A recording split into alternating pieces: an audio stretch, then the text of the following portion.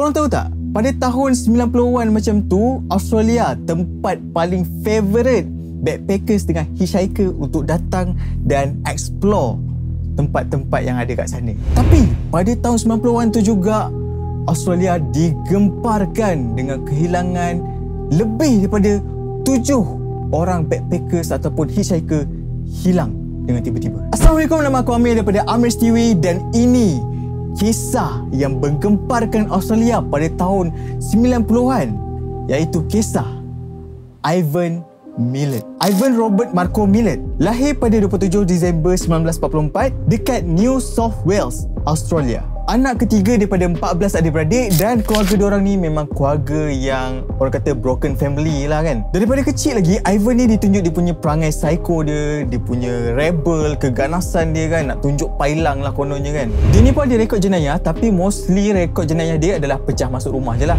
Aku rasa cukup sampai situ je kot biodata Ivan Millett ni. Kita terus kepada tragedi yang sebenar. Pada sekitar tahun 1989 sampailah 1993. Nak dijadikan cerita, sepanjang tahun yang aku sebutkan tadi, memang banyak berita yang digembangkan tentang hitchhiker ataupun backpackers hilang secara tiba-tiba. Antara backpackers dengan hitchhiker yang hilang, 2 daripada UK, 3 daripada Jerman dan 2 lagi daripada Australia. Dan semua backpackers dengan hitchhiker ni hilang di kawasan yang sama, daripada Liverpool menuju ke Belangelo State Forest. Kepada siapa yang tak tahu hitchhiker ni apa benda kan, hitchhiker ni dia selalu macam backpackers ni, macam travel, berjalan kaki dan menggunakan khidmat orang untuk tumpang daripada satu destinasi ke destinasi yang lain.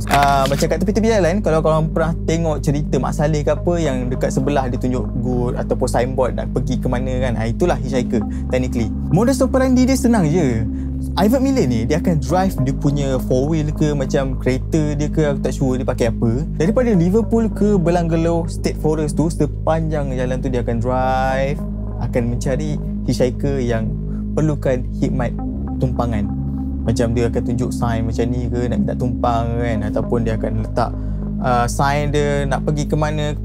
Tapi majoriti semua hitchhiker yang dia ambil semua nak menuju ke Belangelo State. Dan yang aku cakap tadi, 2 daripada UK tu, tak silap aku, 2 tu adalah perempuan yang bernama Joan Walters dengan Caroline Clark. Aku tak sure lah si Joan dengan Caroline ni adalah mangsa pertama dia, tapi mungkin ada, orang kata ada salah satu artikel yang mengatakan diorang ni macam berborak ke dalam kereta tu kan. Dan mungkin si perempuan 2 orang ni cakap benda yang mengguris hati si Ivan Millett ni, tak sure. Dia berhenti dekat tepi, dia minta 2 orang ni keluar masuk dalam hutan, dan Caroline ni dia piu-piu sebanyak 10 kali dan Joan dikam sebanyak 14 kali. Bukan itu je mangsa dia, ada lagi setahun lepas tu, ada lagi mangsa-mangsa dia yang dijumpai dalam keadaan mayat dia dalam keadaan sama macam Joan dengan Caroline. Lepas daripada tu, satu dunia digemparkan dengan kes ni sebab dia dah dapat title pembunuh bersiri. Waktu dulu, title pembunuh bersiri ni memang akan jadi hotline ataupun hot news serata dunia. So aku tak nak panjang-panjangkan cerita dia. So technically itulah apa yang dibuat dan memang banyak dah mangsa dia. Dikenal pasti mangsa dia adalah sebanyak 7 orang, tapi polis yakin lebih daripada itu mangsa dia. Okey, nak dipendekkan cerita, polis dapati corak pembunuhan ni macam sama, macam dilakukan oleh orang yang sama, sebab pattern dia macam semua seakan-akan. That's why lah polis letak title dia ni as pembunuh bersiri. Tapi korang tahulah backpackers ni dengan hitchhiker, diorang ni merantau serata dunia tau. So technically kalau dia hilang dalam masa seminggu, dalam masa sebulan, family members dia takkan tahu yang dia hilang. So dia akan mengambil masa yang lama untuk family diorang ni report kes kehilangan diorang ni. So that's why lah dia punya timeline daripada 1989 sampailah 1993. Bila family diorang ni buat report dan polis ni menerima report yang banyak, dan polis pun tak tahu nak cari diorang kat mana, sebab backpackers dengan hitchhiker ni diorang akan merantau serata dunia. Diorang tak tahu last checkpoint diorang dekat mana. In case kalau family members bagi tahu last checkpoint diorang kat mana, so senanglah polis nak buat kerja dia kan, nak cari dekat mana. So nak dipendekkan cerita, pada tahun 1992 barulah mayat-mayat hitchhiker dengan backpackers ni dijumpai dekat merata-rata tempat. Bukan satu kawasan je, merata-rata tempat. Daripada Liverpool nak ke Belanglo State Forest tu, ada yang disimpan dalam bush, dalam semak samun, ada yang disorokkan dengan tanam. Tapi mostly kerja Ivan Millen ni, dia akan sorok mayat tu technically dekat bush dia, dekat semak samun. Technically yang jumpa pun bukan polis tau. Pada mulanya orang awam yang jumpa mayat-mayat tu, dengan pekebun ataupun peladang yang bekerja dekat sana yang jumpa mayat-mayat tu. So, breakthrough dia, macam mana Ivan Millet ni terbongkar yang kerja-kerja tu actually kerja dia, and pembunuh bersiri tu actually dia, disebabkan seorang backpackers ataupun hitchhiker yang datang ke sana daripada UK juga, yang bernama Paul Onion. Dia ni satu-satunya backpackers ataupun hitchhiker yang terlepas daripada Ivan Millen. Aku tak tahu, aku punya assumption lah kan, ramai orang bercerita kemungkinan situasi dia sama je. Dia keluar pergi ke hutan dan start Ivan Millen ni piu-piu dia ke, mungkin first piu tu tersasar ke apa dan dia lari dan dia berjaya lepaskan diri. Waktu mula-mula dia kena tu, dia memang terus pergi ke balai polis dan buat report benda tu. Dan ya, biasalah polis kan, dia slow sikit buat kerja. Sampaikan benda tu dah betul-betul besar, baru dia macam nak kecoh, baru nak ambil tindakan dengan segera kan. So macam mana boleh terbongkar? Actually waktu tu memang news dah worldwide gila kan. So sampailah ke UK, Paul Onion ni tengok TV dan ternampak berita tu, dan dia pun ingat lagi wajah orang yang try nak bunuh dia tu. So dia terus buat call polis dan disahkan dia antara orang yang terselamat daripada jadi mangsa pembunuhan tu. Kejap, aku lupa nak bagi tahu korang, sepanjang siasatan polis memang dah syak suspek utama actually Ivan Millet, tapi polis tak ada proof yang menyatakan dia yang buat kerja-kerja tu, dan polis pun tak ada sebab kenapa nak keluarkan warrant untuk selongkar rumah dia kan. So sampailah Paul ni call polis, itu dia punya breakthrough dia.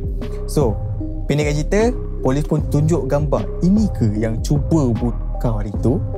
Dan Paul Onion ni pun, ya betul, aku cam 100% dia yang cuba nak apa-apakan aku. So di pendekkan cerita, 22 Mei 1994 barulah polis keluarkan warrant untuk selongkar ataupun serbu rumah Ivan Millet. Bila polis serbu je dekat rumah Ivan Millet ni, polis terkejut mat.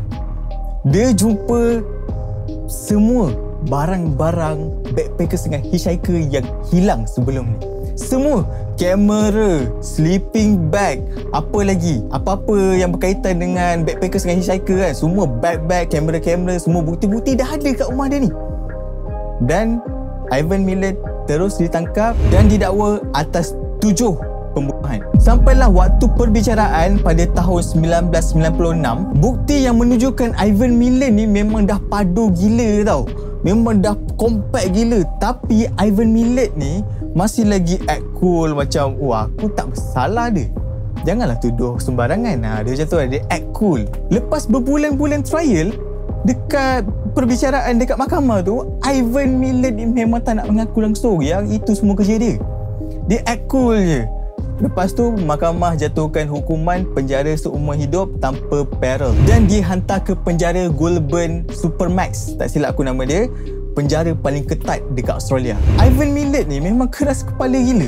Dia memang tak nak mengaku sampai kesudah yang itu memang kerja dia, memang dia yang buat. Tapi sepanjang dia ada dekat penjara tu, dia pernah attempt untuk bunuh deers. Faham kan? Faham je lah kan. Dia pernah attempt untuk kerat dia punya tangan. Memang ada attempt untuk bunuh deers lah. Tapi aku geram je lah kan. Ini memang part yang aku geram. Serius, ini memang part yang aku geram. Dia tak sempat untuk dijatuhkan hukuman dengan hukuman yang proper. Dia mati disebabkan kanser esophagus. Sampai ke sudah dia tak mengaku mat. Sampai ke sudah. So ini antara kes pembunuhan dekat Australia yang paling gila dulu lah. Aku rasa itu je kot cerita dia, sebab aku try untuk compactkan cerita dia dan still bagi korang detail-detail yang penting. Oh by the way, sekadar info tambahan untuk korang, kalau korang nak tengok dokumentari ni dalam bentuk movie, ini bukan sponsor ya, dalam bentuk movie, korang boleh search The Wolf Creek. Aku tak sure dia ada kat mana, tapi korang boleh google lah kan, The Wolf Creek. Memang cerita tu dia adaptasi daripada kisah Ivan Milet ni. Tapi kalau korang nak cari dokumentari biasa daripada yang sedetail-detail mungkin ataupun sereka ringkas mungkin, banyak dekat YouTube, korang boleh search je. Alright, so sebagai kesimpulannya lah kan, kita ni jangan mudah sangat percaya orang. Walaupun orang tu muka nampak ya Allah baiknya lah, sejuk je mata memandang kan, but jangan terlalu percaya orang sangat. Itu je lah peringatan dia kan. Jangan mudah untuk percaya orang. Right?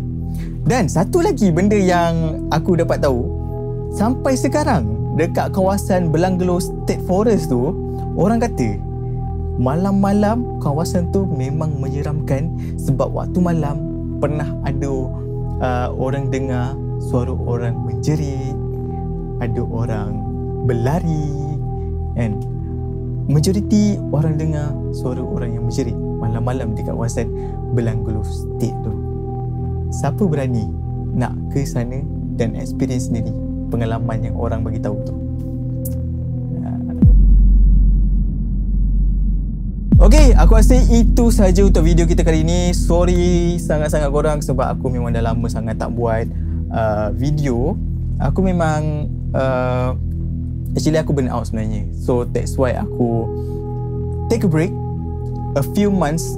Tak silap aku menghilangkan diri daripada semua social media aku. And now I'm back. InsyaAllah more video akan menanti. InsyaAllah. Alright. Yang pasti memang aku akan aktif semula. Cuma mungkin kekerapan aku post video dalam sebulan tu, aku tak sure lagi macam mana. But I'm back. Yeah, I'm back. Alright. So, thank you so much korang pada siapa yang stay tune, still support aku sampai sekarang ni walaupun aku dah lama menghilang. Dekat TT pun masih lagi ramai orang yang follow, yang like video-video aku, dan kat sini pun masih lagi ada orang yang subscribe dan like video dan komen. Thank you so much korang. Thank you so much. Alright. So, kalau korang suka video ni, jangan lupa hit that like button, hit that subscribe button, dan jangan lupa jumpa aku lagi dekat next video. Alright. As always, I love you guys. See you in the next video. Bye.